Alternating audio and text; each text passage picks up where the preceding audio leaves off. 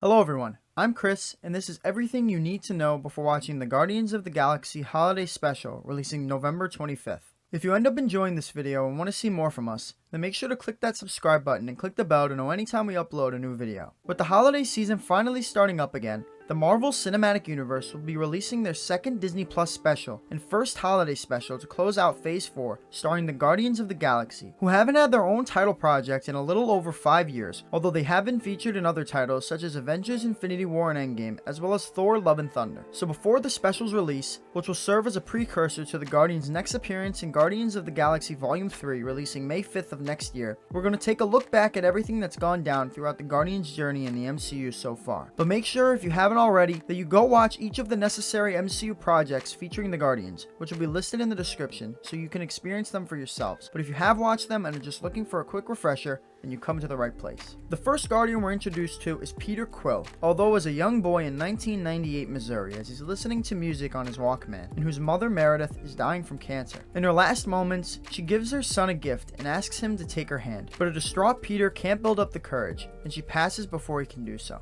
Heartbroken and in shock, Peter runs out of the hospital, outside of which an alien spaceship suddenly appears and abducts him. And as we jump 26 years into the future to 2014, we learn that that ship belonged to the leader of an exiled Ravager faction, Yondu Udonta. The Ravagers community consists of various factions made up of thieves, criminals, bounty hunters, etc. But although criminals, they do stick by a code of honor, which Yondu and his crew chose to break when engaging in child trafficking by taking Quill from Earth, who has since become known as Star-Lord and has since taken part in Yondu's Ravager pursuits, with him now arriving on the abandoned planet Morag to recover an orb for the Broker. But just as he gets possession of it, he's met by Korath the Pursuer, a servant of Ronan the Accuser, who attempts to capture him, but Quill's able to escape him and his men and get back to his ship, the Milano, on which he's met by a Krellorian named Berit, who he'd slept with but forgot was there. He soon receives a call from Yondu, who he was supposed to meet on Morag and hand over the orb to, but Quill's grown bitter towards the Ravagers for ruining his childhood, so he travels to the capital of the Nova Empire, Xandar, alone to collect the Broker's reward for himself, forcing Yondu to put out a 40,000 unit bounty for his capture. Meanwhile, Korath has returned to Ronan's Kree warship, the Dark Aster, and informs him of Star-Lord's escape with the orb, which Ronan had promised to deliver to the Mad Titan Thanos, one of the galaxy's most powerful beings, in exchange for the annihilation of Xandar. Years ago, to put an end to a war between their people, the Xandarians and Kree signed a peace treaty which outraged Ronan, so he fled the Kree Empire and began invading Xandarian-controlled and allied worlds, killing hundreds of thousands in a mad quest for Kree purity. And to complete his quest, he's now made a deal with Thanos, who also lent him aid in the form of his daughters Gamora and Nebula, the former of whom Ronan sends to intercept Quill on Xandar. Quill's already began his exchange with the Broker though, but upon learning Ronan is in search of the orb, the Broker backs out of the deal. Shortly after this, Quill's ambushed by Gamora, and their ensuing brawl draws the attention of two bounty hunters, Rocket Raccoon and Groot, who attempt to capture Quill to collect Yondu's reward, but the four are ultimately stopped and arrested by the Nova Corps, Xandar's military force, who then transport them to their prison facility, the Kiln. There, Gamora is an immediate target of the other prisoners due to her relationship with Thanos and Ronan, but Gamora reveals to Quill, Rocket, and Groot that she'd actually planned to betray them and sell the orb to her contact for 4 billion units, with hopes of starting a new life of her own. Her father and Ronan's reputation still nearly gets her killed though, when she's confronted by Drax the Destroyer, whose wife and daughter were slaughtered by Ronan, but Quill manages to talk him down, explaining how her betrayal will likely lead to Ronan coming to deal out punishment, so instead of doing Ronan's work for him, he should await his arrival. Gamora questions why he chose to help her, but Quill claims he just wants a cut of her 4 billion unit orb exchange, and the two end up forming an escape plan with Rocket and Groot, who have previous experience in escaping from prison, so they can meet with their buyer and split the profits. But their plan quickly draws the attention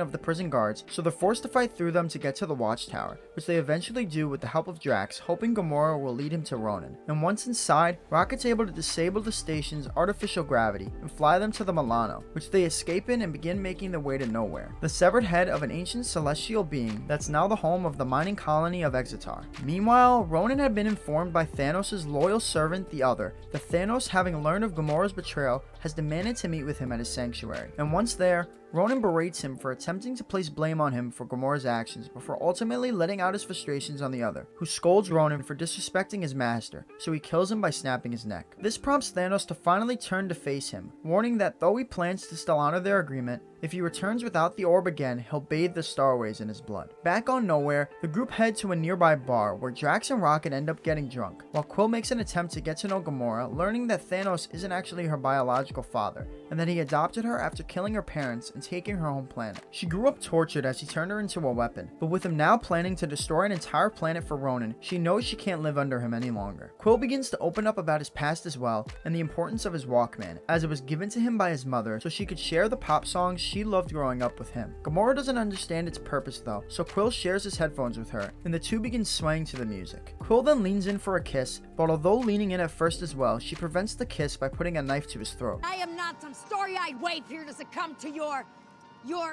pelvic sorcery! Before he can explain himself, he notices a fight ensuing between Drax, Rocket, and Groot, which had started after Drax continued insulting Rocket's appearance and calling him a vermin. They manage to break it up, but an overwhelmed Rocket still goes on a drunken tirade about his torturous past of being ripped apart and put back together over and over again. Quill eventually manages to cool him down, but Drax decides to leave the group, upset he's gotten no closer to killing Ronan, while the rest of them are finally summoned by a Krellorian named Karina to meet with her master, the Collector, who once given the orb, reveals it to be an Infinity Stone, one of 6 immensely powerful items, forged out of 6 pre-existing singularities as the universe exploded into existence, that can only be wielded by beings of extraordinary strength. He goes to repay them for bringing him the orb, but Karina, after learning of its power, attempts to grab hold of the stone as a means of freeing herself from torturous servitude, leading to a huge explosion that kills her and blows up most of Tavon's collection. Groot, Rocket, Quill, and Gamora do manage to escape though, and Gamora, after witnessing the power the orb holds, believes they should hand it over to the Nova Corps, in hopes that they might be able to contain it. But before they can do anything, Ronan and his army arrive, with them having been called by an impatient Drax, who then attempts to kill Ronan but is easily defeated. The others attempt to escape using Nowhere's mining pods, but they're pursued by Nebula and Ronan's minions, who eventually surround Gamora, and although she pleads for her help, Nebula ultimately destroys her pod and leaves her to die after retrieving the orb. Rocket insists they leave since the pods aren't built to be out in space, but Quill's compelled to save her, so instead he calls Yondu and gives him his coordinates before following her into space and putting his helmet on her as they wait for him to arrive, with him doing so almost immediately and collecting them before they're overwhelmed by the exposure. Meanwhile, Groot, still on Nowhere, finds the drowning Drax following his defeat to Ronan, and after reviving him, the two are met by Rocket, who berates Drax for his stupidity. He then looks to leave with Groot, but Groot instead convinces him to join him and Drax in saving Quill and Gamora, so they travel to Yondu's ship in the Milano and threaten to blow it up if they don't turn them over. But it turns out, Quill had already managed to negotiate a deal between them, in which the Ravagers agreed to help him recover the orb from Ronan in exchange for selling it themselves and landing the biggest score of their lives. Meanwhile, on the Dark Aster, Roman, now in the possession of the stone, contacts Thanos and informs him that there's been a change of plans, as he joins the stone with his hammer, taking the power for himself before threatening to kill Thanos once he's destroyed Xandar. After Thanos disconnects from their call, Nebula plants herself firmly on Ronan's side, claiming to help in his destruction as long as he kills her father, as she's grown to hate him just like Gamora. As Ronan begins making his way to Xandar, the heroes put together a plan to kill him and save the galaxy, and although they know fighting him may mean certain death, they agree to do so, willing to die amongst their newfound friends. To kick off their plan, Quill sends a message to Roman Day of the Nova Corps and warns them of the coming conflict to hopefully gain their help in battle, which they do as they soon arrive on Xandar and confront the Dark Aster, with the Nova Corps, the Ravagers, and Rocket clearing a path for Quill, Gamora, Drax, and Groot to breach the ship, on which Gamora battles Nebula and attempts to convince her sister to switch sides, but Nebula rejects her offer and flees from the battle in a hijacked Ravager ship, while the remaining trio battle and defeat Korath and Sakaran soldiers. The group then find and confront Ronan, but fail in their attempts to overpower him, prompting Rocket to fly his ship straight into the Dark Aster and Ronan, causing the mothership to begin falling from the sky and our heroes to begin falling to their deaths. But Groot manages to save them by creating a shield around them as they land, sacrificing himself in the process. We are Groot. Also surviving the landing is Ronan, who emerges from the rubble unscathed and prepares to destroy Xandar until Quill enters them into a dance battle, which distracts him long enough for Drax to destroy his hammer with the Hydrogen Enforcer, separating it in the Infinity Stone, which Quill then grabs onto to prevent Ronan from reaching it. The stone begins to tear him apart, so Gamora calls for him to take her hand, which prompts a vision of his mother asking him to take her hand once again, and this time he does, grabbing onto Gamora, who's then joined by Drax and Rocket as all four take on the power of the stone together and use it to kill Ronan before quickly placing it inside the orb. They're then immediately forced to hand it over to Yondu as part of their deal, and as he departs, he joyfully reflects on his decision to not deliver Quill to his father like they were hired to with his loyal first mate Kraglin. But it turns out, Quill had switched out the orb with a fake one, as Yondu realizes later when opening it. The group, now going by the Guardians of the Galaxy as dubbed by Ronan, then meet with the Nova Prime Irani Rail, who thanks them for saving Xandar and has their criminal records expunged, before also revealing to Quill that upon looking into his medical reports, they'd come to realize that he's only half human, and that his father belongs to an ancient species that they've never seen before. The day's events lead Peter to finally open his mother's gift, in which a note reveals that she'd given him his Star-Lord nickname, while the gift turns out to be a new music playlist that he then listens to as the Guardians, including a recovered twig from Groot that has begun to grow, leave Xandar in search of new adventures throughout the galaxy. Meanwhile, a frustrated Thanos has decided to no longer put his faith in others to complete his current mission, and proclaims he'll do it himself as he puts on his Infinity Gauntlet, made to wield the 6 Infinity Stones. The Guardians, though, soon embark on a new adventure on the collective of planets the Sovereign, as it accepted a job from their leader Aisha to defend valuable Annulax batteries from a tentacled monster, in exchange for the captured Nebula, who they plan on collecting the bounty for on Xandar. They eventually defeat the creature and collect Nebula, but as they exit, Rocket decides to steal a few of the valuable batteries, which eventually leads to a Sovereign fleet chasing after and shooting at them, severely damaging their ship. But ultimately, the heroes manage to escape with the help of a mystery man that destroys all of the Sovereign's remotely piloted ships, and they crash on a nearby planet called Berhert. The mystery man arrives there as well, and reveals himself to be Peter's father Ego, who requests they join him on his journey back to his home planet. Peter doesn't really buy it at first, believing he has other potentially bad intentions, but Gamora believes they should take a chance on it, so the two and Drax travel with Ego, while Rocket and Baby Groot stay back on Berhert to repair their ship and watch Nebula. While Ego rests as they begin their journey, the Guardians get to know his servant Mantis, who reveals she was an orphan on her home planet before being found by Ego, who brought her back to and raised her on his, and she's since used her empathic abilities of sensing and altering others' feelings to help ease his mind and put him to sleep. And she showcases a bit of her powers on Quill, who she touches and learns of his sexual and romantic feelings for Gamora. She just told everyone your deepest, darkest secret, dude. Once arriving on Ego's home planet, he reveals that he actually is the planet, with him being a Celestial. But after centuries of being alone, he had chosen to create what he imagined biological life to be like, and traveled throughout the galaxy in search of others, eventually finding Earth and falling in love with Peter's mother, Meredith. But although he loved her, he explains that he had to leave as his biological form would perish if he didn't return home regularly. But he does apologize for sending Yondu to retrieve him rather than coming himself, in hopes he can now be the father Meredith would have wanted him to be, which he begins his attempt at by teaching Peter how to channel energy from the center of the planet. Meanwhile, back on Berhert, the remaining Guardians are ambushed by Yondu and his crew, who earlier were seen partying on Contraxia with other Ravager factions, until they were recognized by legendary Ravager leader Stakara Gord, who reiterated the terms of Yondu's exile. But Yondu didn't dwell on that for long, as he was soon met by Aisha, who offered him a job to bring her the Guardians in exchange for 1 million units. With Rocket now at their mercy though, he decides it would be a better idea to just take the batteries from themselves and be on their way, which his crew takes exception to, frustrated that he continuously allows Quill to betray him, resulting in a standoff until Yondu gets taken out by Nebula, who had convinced Groot to let her go, believing she'd help Rocket. In return for her help, she asks for 10% of the cut they make for bringing him and the Guardians in, as well as one of their ships, all of which she plans on using to track down and kill her sister, before shifting her attention to her father and killing him as well. Now trapped in a cell with Rocket, Yondu begins confessing his regrets, and believes this may be what he deserves for breaking the Ravager code,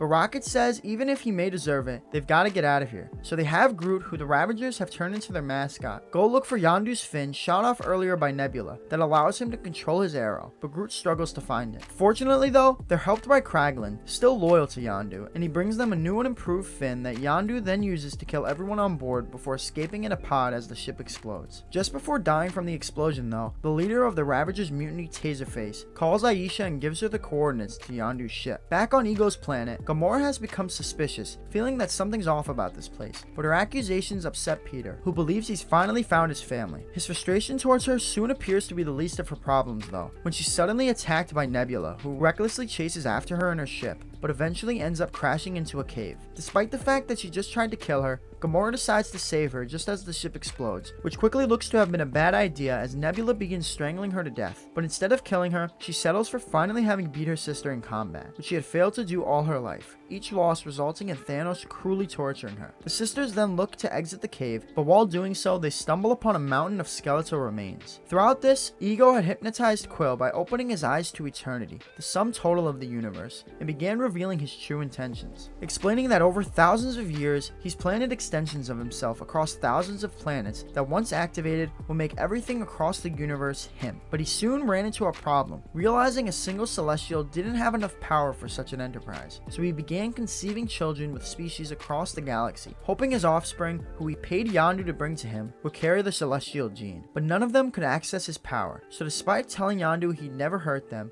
he killed each of them. Peter, however, is capable of accessing it, so Ego attempts to persuade him to help power the seedlings, but fails after Peter deduces he was the cause of Meredith's death, as he planted a tumor in her head, and Peter blasts him repeatedly with his quad blasters. So Ego instead looks to use him as a battery, and begins using their combined power to activate the seedlings, until he's suddenly attacked by the rest of the Guardians along with Yondu and Mantis, the latter of whom had told them everything about Ego's plan. They then travel in their ship down into the caverns in search of Ego's core, but as they begin destroying it, they're ambushed by another sovereign fleet, so they now have to fight them off, as well as plant a bomb on the planet's core and escape before it explodes. And they successfully manage to do the former too, with Nebula using her body as a generator to power their ship's lasers and destroy the sovereign fleet, while Groot, after some confusion, manages to place the bomb on the core. But Ego once again grabs hold of Peter and begins using their combined powers to start the expansion, while suffocating the others under rubble, until Peter realizes his celestial power and breaks free of his control, allowing his friends to begin heading to their ship while he engages in a battle against his father. And by the time they make it to the ship, Peter subdued Ego long enough to allow the bomb to go off, killing him instantly. And his death also rids Peter of any immortal abilities. But before the planet's destruction can kill Peter as well, Yondu flies in to save him. He may have been your father, boy,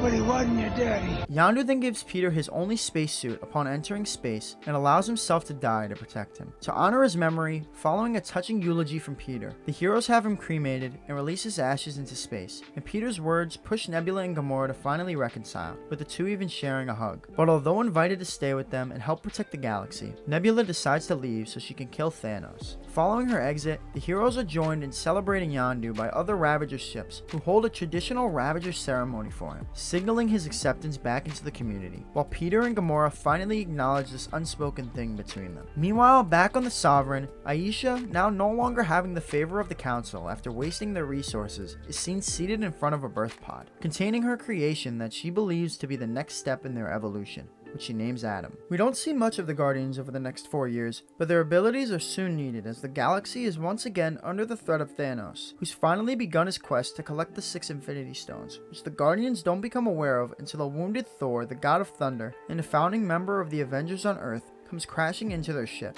Prior to this, Thor just completed a battle on his home planet Asgard that resulted in its destruction, so he and his people began a journey out in space in search of a new home until they were attacked by Thanos and his army, the Black Order, who had arrived to collect the Space Stone in the possession of Thor's brother Loki, the god of mischief. Despite their efforts, Loki was ultimately killed by the Mad Titan, and the Space Stone was added to his Infinity Gauntlet, along with the previously collected Power Stone that he retrieved after decimating Xandar. He then set the ship to blow as he exited with his army, and the resulting explosion sent Thor floating throughout space before crashing into the Guardians. Upon awakening, Thor's at first startled and confused, but he eventually cools down as Gamora gives some insight on Thanos' motives, explaining his goal of bringing balance to the universe by wiping out half of all life, as he believes its massive population will inevitably cause it to perish, and with the stones, he could do it with a single snap of his fingers. Thor believes Thanos must be heading to nowhere next, as the Reality Stone was previously left there by the Asgardians with the Collector, so they make plans of heading there as well, but they soon decide to split up, as Thor first needs to travel to Nidavellir, one of the 9 realms and home of the dwarves, who serve as blacksmiths and can create incredibly powerful weapons, so Thor, Rocket, and a now teenage Groot head there in their pod, while the others make their way to nowhere in the Benatar. On their way there,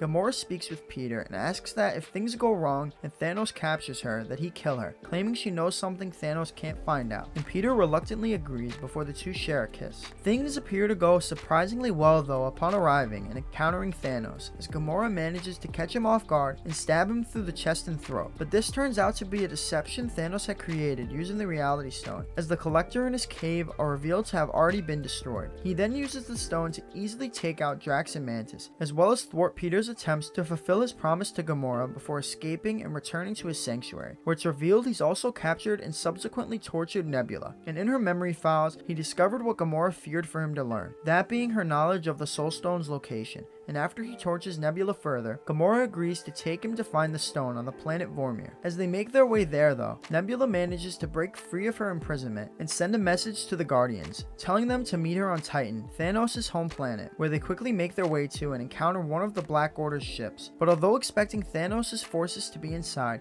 they instead end up engaging in a short brawl with 3 Avengers from Earth: Iron Man, Spider-Man, and Doctor Strange, the latter of whom is currently in possession of another of the Infinity Stones, that being the Time Stone. Earlier, after exiting the damaged Asgardian ship, 2 of Thanos' most loyal followers, Ebony Maw and Cull Obsidian, headed to Earth to collect the Time Stone, but their attempt was thwarted by the 3 heroes, and they were defeated as the battle traveled onto their ship, which the heroes then used to travel to Titan so they can ambush Thanos. The Avengers and Guardians quickly sort out this misunderstanding though, and they agree to work together for when Thanos arrives. And while waiting for his arrival, Strange uses the Time Stone to view each of the 14,605,000 possible outcomes of their fight against him. How many did we win? 1. Thanos and Gamora, meanwhile, have arrived on Vormir, where they're met by the Red Skull, the keeper of the Soul Stone, which he soon reveals that if Thanos wants to gain possession of it, he must sacrifice the soul of that which he loves. Gamora at first sees this as her father finally getting what he deserves, believing he doesn't love anyone, so he'll be unable to complete his quest, but she soon realizes that he actually loves her, as he tearfully sends her falling to her death in a sacrifice to receive the stone. He then returns to his home planet, where he's met by Strange, to whom he reveals what happened to his now lifeless home, and how its overpopulation led it to ruin, despite his suggestion of correction by having half of its people killed at random, so he now looks to prevent the universe from suffering the same fate. The heroes then go ahead with their ambush, now also joined by Nebula, and their efforts allow Mantis to put him half to sleep. But as Iron Man and Spider-Man try removing the gauntlet from his hand, Peter demands he tell him where Gamora is, resulting in feelings of anguish and grief as described by Mantis. And Nebula quickly realizes that Thanos must have killed her when receiving the Soul Stone, and Thanos confirms this to be true in his weakened state, claiming he had to. This prompts Star-Lord to attack him, which subsequently breaks Mantis' grasp of him and allows him to gain the upper hand, later leading to a one-on-one battle with Iron Man that ends with Thanos stabbing him through the abdomen. But before he can kill him, he's stopped by Strange, who bargains for Tony's life to be spared, saying he'll give up the Time Stone in return, to which Thanos agrees, and after adding the Time Stone to his Infinity Gauntlet, he heads to Earth to collect the final Infinity Stone, that being the Mind Stone. Upon arriving there, he easily takes out the remaining Avengers, as well as Rocket and Groot, who had traveled there with Thor to help protect the stone, before then adding it to his Infinity Gauntlet and snapping his fingers to actually wipe out half of all life, including Groot, Star-Lord, Drax, Mantis, and about half of the Avengers. 3 weeks after the snap, the remaining Avengers find Thanos in retirement on a faraway planet, and after learning he had used the stones to destroy the stones, Thor beheads him. So those blipped remain lost for the next 5 years, until 2023, when the Avengers manage to figure out a way to travel through time to collect the Infinity Stones from past timelines, which they then use to successfully bring back everyone that was lost. But as they were collecting the stones, Nebula was discovered by a 2014 variant of Thanos that soon learned of their plans, so he sent Nebula's 2014 self back to their 2023 timeline, so she can bring him and his army along with her. Upon arriving in this future timeline, Thanos destroys the Avengers compound and sends Nebula to bring him the stones, but as he waits, Gamora's 2014 variant, who hadn't yet met Peter or any of the other Guardians in her timeline, speaks with the captured 2023 Nebula, who manages to gain her trust, and Gamora decides to help stop their father. 2014 Nebula, meanwhile, gets hold of the stones, but she's quickly met by Gamora and her future self, who attempt to convince her to fight alongside them, but she believes their father won't allow it and goes to kill Gamora, forcing her future self to kill her instead. The Black Order then engages in a huge battle against the heroes, during which a now revived Peter encounters Gamora's 2014 variant, who denies his attempt at an embrace and knees him in the nuts twice. The battle continues on though, and eventually comes to an end when Iron Man gets a hold of and uses the power of the stones to wipe out Thanos and his army, sacrificing himself in the process. Following their victory, the Guardians once again head out into space to journey throughout the galaxy, now along with Thor. But the partnership doesn't last too long, as Thor eventually decides to return home to New Asgard, now located on Earth. And that was everything you need to know before watching the Guardians of the Galaxy Holiday Special. If you enjoyed the video or found it helpful in any way, then make sure to leave a like and subscribe to the channel. And also, let us know in the comments which member of the Guardians is your favorite. If you want to see more content like this, make sure to check out the second link in the description for our Marvel playlist. But once again, thank you all so much for watching, and I'll talk to you again soon.